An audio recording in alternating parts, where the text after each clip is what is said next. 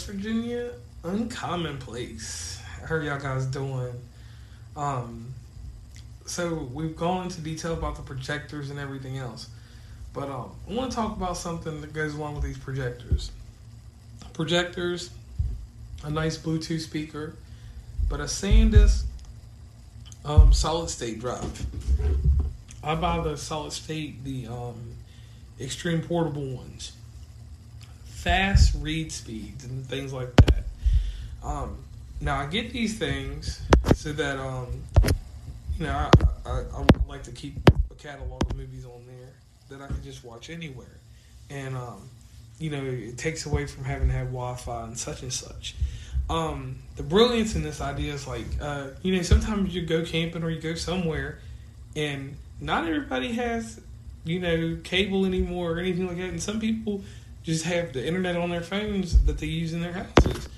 So what I've done is I'll take like the Nebula capsule. I don't use projectors that don't have like file explorers on them or anything like that. So that's not what I'm saying here. But yeah, I'll take the Nebula capsule, use the OTG, pop in the SanDisk, and me and my girlfriend Stacy, we watch movies. Have them for days, and from over Wi-Fi you can use other Android stuff. But just in general, this past February I was using one of those little yellow and white projectors, little cheap 480 ones. Had a file explorer on it. You can get them for about $30-$40. Popped in one of those flash drives at the time, 32 gig or so, and that's where I got the idea. And these SanDisk or whatever, the 250 gigabytes, if you catch them at Walmart, they're like $17 now. The write speed on them so fast that if you got a Type-C computer or whatever, because most things are Type-C now, you can just use that. And that's been one of my go-tos, And I think like the smooth thing is like, you can organize your movies however you do with your file explorer on your computer, and then the projector just reads straight down, and it'll tell you about all the movies you got. And low light settings, obviously at nighttime, makes this thing look really, really incredible. It's one of those things that I marveled that I hadn't done it like previously in years before, because I'm like, man, I've been in spots like where I'd be out somewhere in a desolate area of West Virginia, no service, no nothing, and wish I had some type of entertainment. A friend of mine asked me why I was doing the podcast and stuff like that. I was like, I don't have too many hobbies. I like to talk a lot, and I tell a few stories here and there, and I'm just getting back into it because I started in 2018 and dropped off in 2019. And due to certain circumstances and events, I travel with my normal job. So I've had time to get back into it, and over that time I've developed a hobby of collecting these projectors and things like that. And I've always been an avid video gamer, so those are two things that I tie into. Not so much the Twitch or YouTube type video gamer. I'm 35 years old, so I'm from a time where we played the game and we were recording on a VCR tape, and there wasn't no dubbing. All you had was just, I'm playing Zelda Ocarina of Time or whatever it's called, and you just got the video of me riding around on the horse doing this and that. So this generation's Twitch and YouTube thing is kind of a little different for me. I'm seeing it, and I see people very profitable with it. And this podcasting thing, I actually just do as a hobby. I'm not even truly interested in, I'll make money off of it here and there, but I'm just out trying to like reach people and talk to them about these type of things that I'm interested in and other topics. Like I said, the further we keep going with these shows, these shows that you actually play in them. I have a rapper that I'm going to talk to in a little bit. I'm going to be talking to an author, so I'm going to be doing quite a bit of different stuff. And then once we get into the winter months, it'll be harder things that we'll go into, and I'm going to review a few other things and see what else Anchor has coming out of their Nebula line. I'm still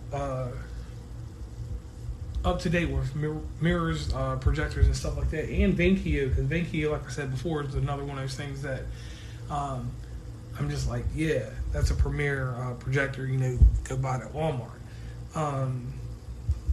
But most of all, I'm just going to keep working on the platform. It's going to be a little rocky the next few episodes because I had a cancellation, and I'm going to be 100% honest. Like the rapper that I was going to have on, he canceled, kind of a no-show type deal. Hopefully, he gets his stuff together because production-wise, you put 30 minutes to an hour into this type of stuff, or planning and questioning and stuff like that. It gets kind of annoying if someone backs out on you, and that happened in this case. The next thing that I'm going to venture into is I'm going to grab the Samsung Go mic and check that out. Because right now my recording situation is strictly off my iPhone. If my iPhone can't get it done, then nothing will get it done. I tried to use my MacBook, and my MacBook's microphone is not the best. And hopefully I can get my sound a little bit better. I'll do a little bit more better production with the interludes and stuff like that, and once I get all that settled in, I think I will be good to go. Any response back, keep sending all the messages and stuff, and eventually I'll link everything up, and I'll start answering questions more often, and stuff like that. If there's anything that's entertaining, or if you have anything, you can always send me an email at jr3650sp@live.com. And I'll respond back to you. And then if it's something creative or something that's fairly decent that we can put on the air, I will put it on the air, and we can go from there. Now, I hail from the great state of Virginia, a little town called Rustburg. We grew up in middle class. That's where I'm from. Basically, Mom worked at Liberty University. And my dad was a cylinder engraver for R. Donnelly company that prints Hustler. So I grew up in the suburbs. I didn't grow up in the hood or nowhere like that. There was a trailer park back behind where we live. There were other type of housing where I'm from.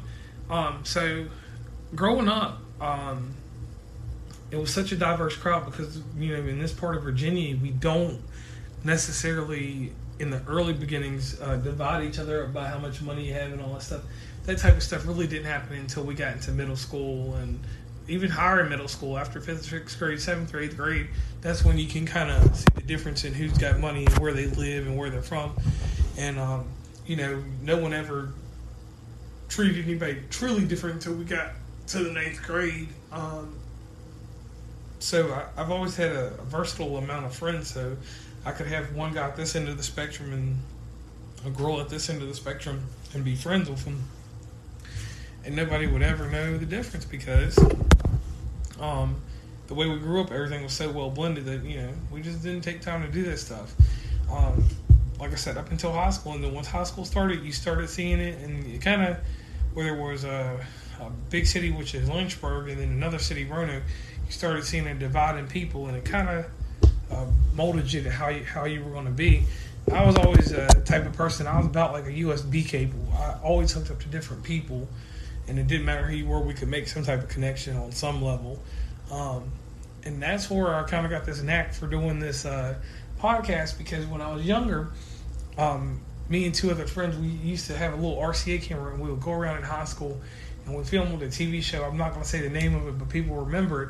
We did our little thing for about a semester in school, and I always wondered why I never tried to get into any type of radio or TV or anything, in which we all know I had the Judge Judy thing. But I think I kind of missed my calling when it comes to like the speaking and stuff like that. And I really, really wanted to just be a personality, like on the radio, like J.R. Sparrow or DJ Sparrow Jam or something, just something out of the way. And never got to take off and do that. And now that we have all these open platforms, I am silently on radio on various different things. So, like I said, once again, if we're friends at all and you're listening to these podcasts, if you have anything going on and you want to be on here, I'll have you on. We'll do a little interview. We'll go back and forth. I figure it'd be pretty entertaining. I know I've got a few guests that I'm just going to have to work into my schedule and work with their schedule to get them on here. But in the near future, we'll have more on here and different little things, and I'll start doing different segments with people. I want to get some people in different type of hobbies and interests, like couponing and hardcore video gamers, like PC gamers and things like that, and go forth with that. Alright, I'm back. This is the Talkative episode. This is where I'm just going to deal a little bit into me and into different things. I go across West Virginia because of my job, and I go to Ohio, Pennsylvania, Maryland, Virginia, pretty much anywhere. So I go a lot of places. So I want to go into talking about more places. But about West Virginia. West Virginia has been a favorite place for me just because, as long as I've been living here since 2007, it's been a nice hub just to move around. Like, I can get to Columbus in 2 hours. I can be in Nashville in 5, DC in 5, Pittsburgh in 2, Cleveland in 4, Dayton, Cincinnati in 2.5 and 3 respectively, Michigan in another 6.5, and anywhere in Indiana. I can get to Indianapolis in like 6 hours too, maybe a little bit less. But the area though, like, we get harsh winters. Our winter is no joke. The people here, unlike what people say, if you live in the cities, that's why I kind of call my thing an uncommon place, because when you come to the cities, you would be really intrigued to see the diversity in classes. And, we actually have an infrastructure that starts at the low level, from homeless people to lower middle class, upper middle class. Then you have your rich, and then your elite live in the sky. People that make it in this world in West Virginia live in the sky. We got an apartment complex called Eagle View, and it gives you that view of the whole little city and stuff like that. So, just relatively speaking about the area, like when you're downtown, there's good eateries, there's people performing music sometimes. In the wintertime, it's a little crazy, but we have one of the greatest bus or public transportation systems, I would say. The way the public transportation runs out here, you could work any shift and still get home, with the exception of something crazy like 3 p.m. to 3 a.m. That ain't gonna work. But almost anything else, you can get back and forth to work. And the people here, depending on where you go, you will have excitement and a good time. There's certain places that are spoke of, like the Hearts Creeks of West Virginia and the Panther, West Virginia, them type of places that you probably shouldn't go into. Not everybody's welcome there. And it's not racism, it's what we call clans people. Clans people, my own definition is people that live up that holler together, that know each other. When they know somebody's not from up there, they may act a little different. Not like they're going to hurt you or anything, but they'll let you know, not supposed to be out these parts past dark. And I said it in the country voice, these parts, around these parts about dark, for the simple fact that's probably how you're going to hear it. And also, there's different accents in West Virginia. You have a northern accent that touches Pennsylvania, Maryland, and Virginia, and Ohio. You've got a western portion that has an Ohio, Kentucky sound. You have a southern West Virginia that is Kentucky, and is at some points where you would need some type of I don't know. You'd have to have subtitles, because some people speak like auctioneers. They're not like that, and you can't understand them. And in certain places like Elkins and stuff like that, where they claim wrong turn and different stuff come from, that's kind of a myth. It's really in that southern part, Logan County and Mingo County. Down there, I will honestly say in certain parts, they do not speak the normal type of English you'll hear across the United States. And that's about it. Question I have for you all: what is your go-to movie? I have a catalog of over 400 movies. I've got about 18 comedies from 1999 and up. And they're just movies I watch like once or twice a year. Like Hit and Run is one of them.